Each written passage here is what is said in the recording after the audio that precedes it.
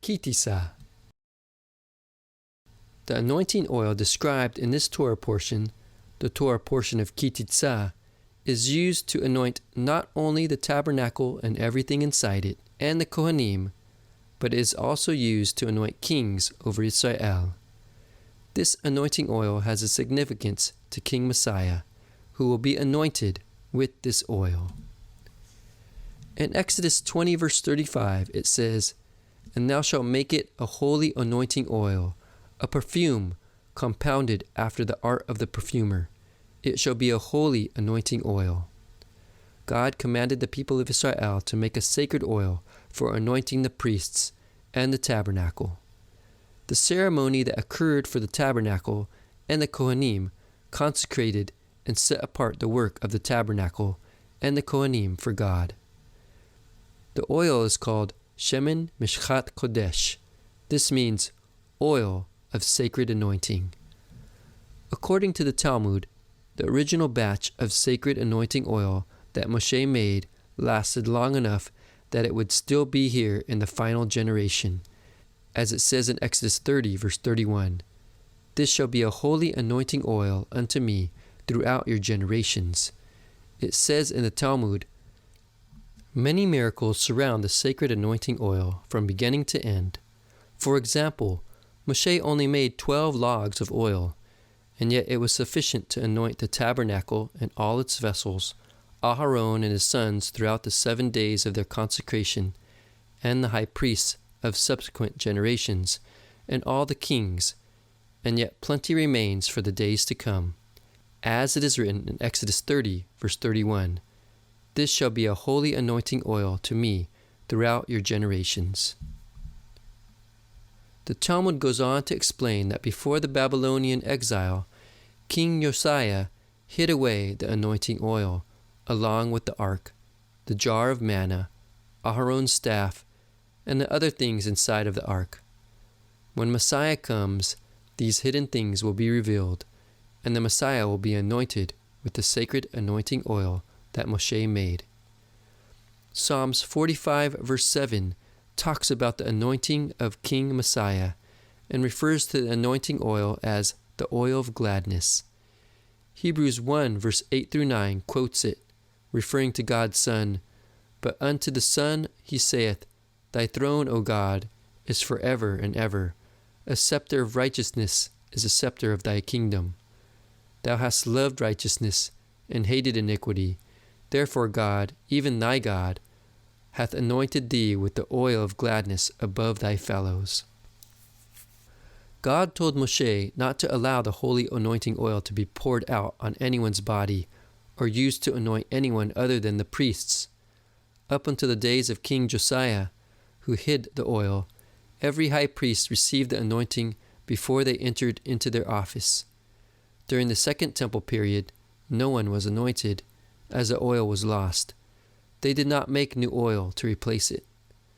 The sages explain that the prophets used the same oil to anoint the kings over Israel, but not all the kings, only the kings who were part of a new dynasty, or the kings whose rights to the throne were questioned.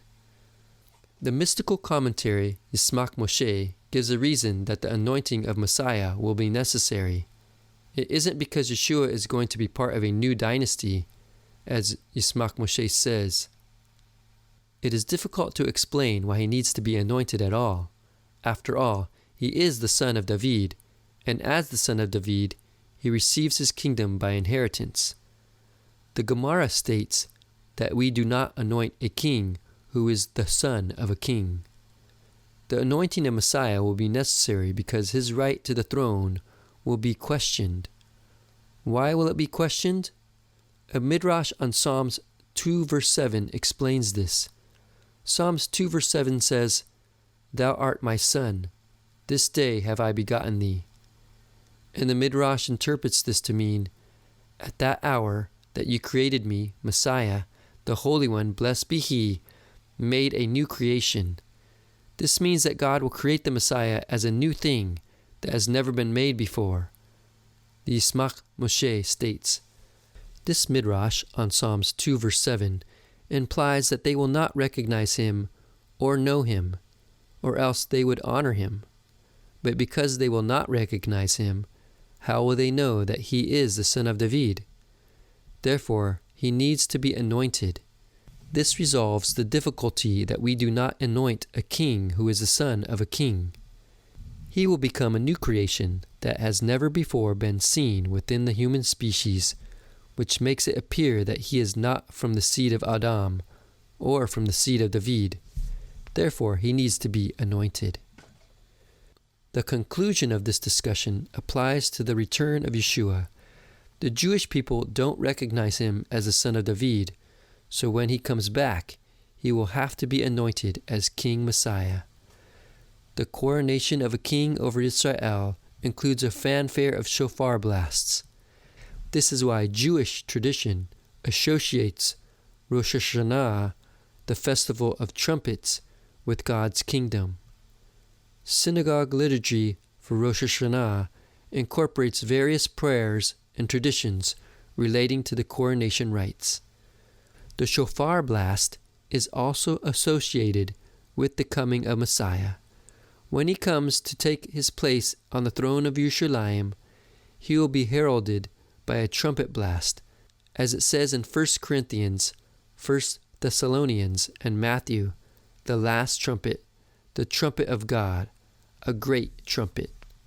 Those present at the coronation express their loyalty to the newly crowned king with a shout of acclamation. In 1 Kings 1:25, Adonijah's supporters shouted, "Long live King Adonijah!" In 1 Kings 1 verse 40, after Solomon's coronation, the crowd shouted, "May Solomon the king live!" And then there was playing on flutes and rejoicing with great joy, so that the earth shook at their noise. Paul wrote about the coming acclamation. The entire world would shout at the Messiah's coronation. In Philippians 2 verse 10 and 11, that at the name of Yeshua every knee should bow, of things in heaven, and things in earth, and things under the earth, and that every tongue should confess that Yeshua the Messiah is Lord, to the glory of God the Father. In Ki TIsa, we learn about the anointing oil. According to the legends, the very same batch of anointing oil Moshe created so long ago will be used to coronate the Messiah. On that day, men and women, children and elders, everyone on the face of the earth will bow down and say, "May Yeshua the King live."